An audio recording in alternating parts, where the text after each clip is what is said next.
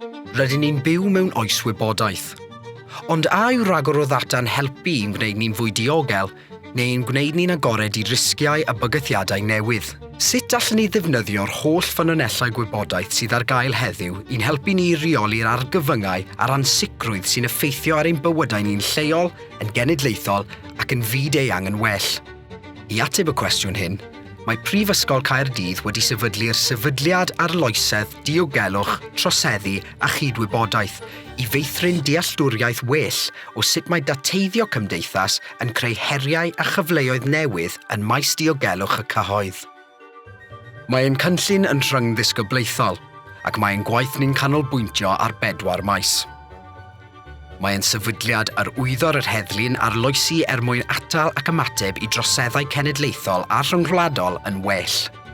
Mae'n grŵp ymchwilio i drais yn cynnal astudiaethau soffistigedig sy'n seiliedig ar dystiolaeth sy'n cael effaith yn y byd go iawn o ran lleihau trais.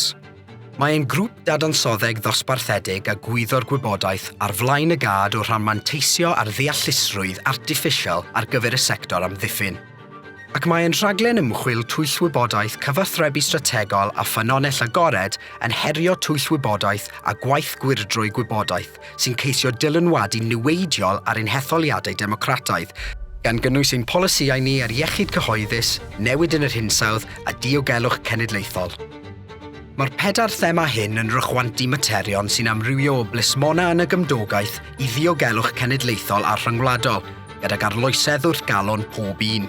Mae gennym ni ddiddordeb mewn datblygu a chynnig atebion creadigol sy'n targedu rai o'r heriau mwyaf brys y maes diogelwch y cyhoedd. Ond mae gennym ni ddiddordeb hefyd yn ochr dywyll arloesi. Sut mae technolegau sy'n dod i'r amlwg yn galluogi bobl i wneud niwed i'w gilydd mewn ffyrdd newydd. Ac wrth ddelio â heriau fwy cymhleth y maes diogelwch, sut all ffyrdd o wella problemau'n llwyr eu gwneud nhw'n waith ac wneud well weithiau? Mae ein tîm annibynnol ryngddisgyblaethol yn dod â digawdau o brofiad o arweinyddiaeth feddyliol ynghyd, wedi ei drefnu o amgylch afaliad syml i fynd i'r afael y materion cymhleth yr oes hon ym maes diogelwch y cyhoedd, tystiolaeth plus arbenigaeth yn hafal i dealltwriaeth.